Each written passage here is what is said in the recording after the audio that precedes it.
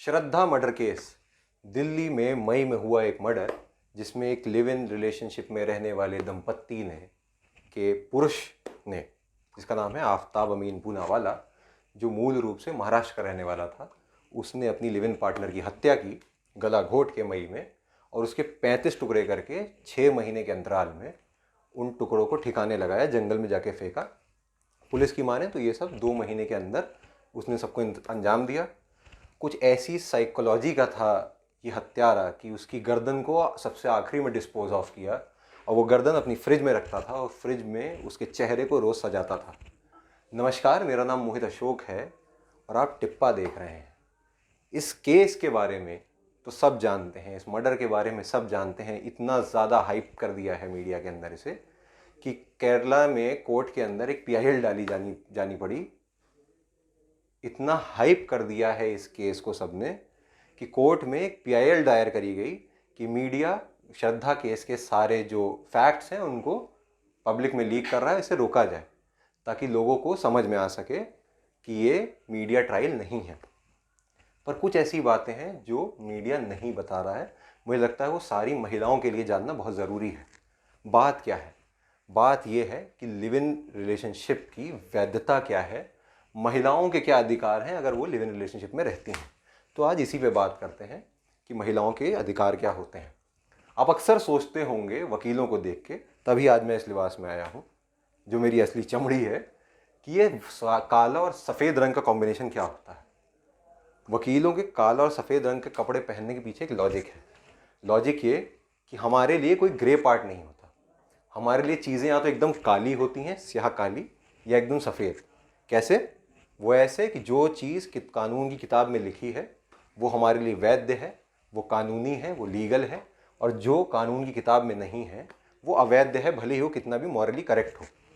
Example के तौर पे दारू पीना मॉरली इनकरेक्ट है, पर अगर कानूनी रूप से वो वैध है किसी राज्य में, तो दारू पीना एक वकील के लिए वैध है, वो किसी को सज़ा दे ही दे सकता उस पर ले जाके। ऐसा ही लिव इन रिलेशनशिप के साथ में है। हालांकि किसी किताब में लिव इन रिलेशनशिप की डेफिनेशन नहीं लिखी है, पर ये हर तरह से वैध है। 2006 में एक प्रेसिडेंट में कोर्ट ने ये बात कही। बात आती है कि लिव इन रिलेशनशिप की वैधता कैसी है, तो उसमें 2-3 केसेस के बारे में बात करता हूँ। पंजाब और हरियाणा हाई कोर्ट ने 2021 में एक बात कही कि लिव इन रिलेशनशिप को आर्टिकल 21 का गार्ब लेके अगर आप प्रोटेक्ट करते हैं तो ये गलत है। जो चीज़ का कोई मॉरल या सोशल लोकस स्टैंडर्ड नहीं है उसको हम मानने से मना करते हैं। ये बात कब कही गई? जब एक लिव इन रिलेशनशिप में रहने वाले दंपत्ति ने या कपल ने कोर्ट से गुहार लगाई पुलिस प्रोटेक्शन के लिए। ऐसे में पुलिस प्रोटेक्शन ना देते हुए पंजाब हरियाणा कोर्ट ने टिप्पणी की, पर उसकी उलट 2021 में ही इलाहाबाद हाई कोर्ट ने इसी केस में, ऐसे ही एक केस में इलाहाबाद हाई कोर्ट ने कहा कि लिव इन रिलेशनशिप हर तरह से लीगल है, क्योंकि 2 कंसेंटेड एडल्ट्स को साथ में रहने में किसी और तीसरे व्यक्ति की अनुमति की आवश्यकता नहीं है। वो अपनी इच्छा से रह सकते हैं और लिबर्टी का सवाल है, फैसले हैं वो खुद लेने हैं, इसका सवाल है। तो इसलिए आर्टिकल 21 से लिव इन रिलेशनशिप प्रोटेक्ट होता है। तो बात आती है कोर्ट आखिर इसे कैसे डिफाइन करता है कि लिव इन रिलेशनशिप क्या है। तो अगर 2 कंसल्टिंग एडल्ट्स जो अपने फैसले खुद ले सकते हैं, वो साथ में एक हाउस होल्ड में रहते हैं, वो संबंध बनाते हैं, ऐसे रिलेशनशिप को लिविंग रिलेशनशिप कहा जाता है। तो अब बात आती है आखिर जो महिलाएं ऐसे रिलेशनशिप्स में रह रही हैं उनके अधिकार क्या हैं। तो बात यही है कि ऐसी जो महिलाएं जो लिविंग रिलेशनशिप में रह रही हैं उनके प्राइमा फेसी कोई अधिकार नहीं है। अधिकार इस बात पर डिपेंड करते हैं कि आपके रिलेशनशिप की अवधि, अंतराल कितना है और समाज आपको किस नज़रिए से देख रहा है।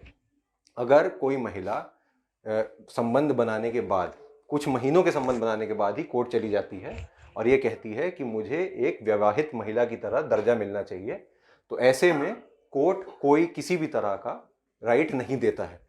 पर ऐसे में ही अगर कोई महिला है जिसका जो रिलेशनशिप का अंतराल है वो लंबा है, वो कई महीनों से कई सालों से साथ में है और समाज उन्हें पति पत्नी की तरह ही देखता है, उनको वैसा ही समझता है, तो ऐसे में महिला को वो सारे अधिकार मिलेंगे जो एक विवाहित महिला को मिलते हैं।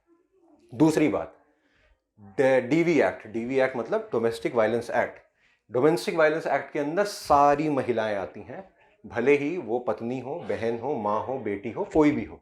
अगर आप रह रहे हैं, भले ही आप लिविंग रिलेशनशिप में रह रहे हैं, कुछ दिन का ही रिलेशनशिप है, फिर भी आप डीवी एक्ट में कंप्लेन करके अपने पार्टनर को सजा दिला सकते हैं अगर वो आपके साथ हिंसा करता है।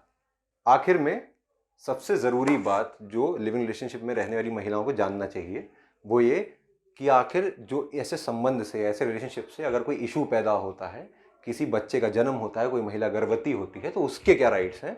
तो इसमें कोर्ट का ये कहना है कि कोई बच्चा अगर ऐसे संबंध से पैदा होता है तो उसको इनहेरिटेंस में, प्रॉपर्टी में सारे राइट्स हैं जो एक नॉर्मल बच्चे को मिलते हैं।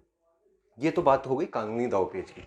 आखिर महिलाओं को क्या सोच के रखना चाहिए जब वो एक लिविंग रिलेशनशिप में एंटर करती हैं, उनको अपना माइंडसेट क्या रखना चाहिए। तो एक वकील होने के नाते और इतने केसेस देखने के बाद मैं एक बहुत ताल ठोक के एक बात कह सकता हूँ, वो ये कि फाइनेंशियल इंडिपेंडेंस सबसे ज़रूरी है। अगर आप फाइनेंशियली फ्री नहीं हैं तो आप किसी के साथ भी, आप किसी के भी मोहरे बन सकते हैं, आपको कोई भी परेशान कर सकता है। आपकी वनरेबिलिटी जैसे ही कोई जानता है ना कि आप कमज़ोर हैं, तो वो आपके ऊपर हावी होता है। ये ह्यूमन नेचर है। तो वनरेबल बनना सबसे कम करिए अपने आप को। सबसे ज़रूरी है खुद को वनरेबल मत दिखाइए, खुद को कमज़ोर मत दिखाइए। दूसरा सबसे ज़रूरी है इमोशनल फ्रीडम। महिलाएं अक्सर जब ऐसे रिलेशनशिप्स में आती हैं तो इन रिलेशनशिप्स का कारण ये होता है, इसके पीछे जो औचित्य है वो ये है कि अपने पार्टनर को जानना, उसको परखना, उसको समझना कि क्या इस आदमी के साथ ज़िंदगी बिताई जा सकती है, क्या इसके साथ शादी करके, इसके साथ बच्चे करके मैं वैसा जीवन जी सकती हूँ। पर भारतीय महिलाओं के साथ में, क्योंकि वो प्रोग्राम्ड ऐसे हैं, वो जब रहती हैं तो उसके साथ फ्यूचर देखने लगती हैं, और जब उसके साथ फ्यूचर देखती हैं, उसे एक पति की तरह ट्रीट करती हैं, तो ऐसे में पुरुष के सामने फिर वो कमज़ोर हो जाती हैं, वनरेबल हो जाती हैं और अपनी कमज़ोरी पुरुष के सामने एक्सपोज कर देती हैं, जिसका फ़ायदा उठा के पुरुष उन पर जुल्म करते हैं, उन पर अत्याचार करते हैं और वो बैठ के झेलती हैं। तो ये दो चीज़ें बहुत ज़रूरी हैं जो आपको समझनी चाहिए, और बहुत ज़्यादा मैच्योरिटी आने की ज़रूरत है। जब आप लिविंग रिलेशनशिप में आते हैं, आपको चीज़ें लेट गो करनी आनी चाहिए। आप ये नहीं सोच सकते हैं कि यहाँ बंद के रहना है, आप उसमें पूरी दुनिया नहीं देख सकते हैं, आपको ये दिमाग में रख के चलना पड़ेगा। तो ये कहानी थी, ये बातें थीं लॉ से रिलेटेड, लिविंग रिलेशनशिप से रिलेटेड, जो हर महिला को, हर पुरुष को जो ऐसे रिलेशनशिप्स में आ रहा है या है, ऐसे रिलेशनशिप उसके साथ चल रहे हैं, उसको समझना चाहिए। मेरा नाम मोहित है, कैमरे के पीछे रवि हैं, ये टिप्पा है। अगर आपको हमारे वीडियोस अच्छे लगते हैं तो उन्हें शेयर करिए, लाइक करिए, नीचे कमेंट सेक्शन में लिख के बताइए हमसे क्या और अच्छा हो सकता है। नमस्कार।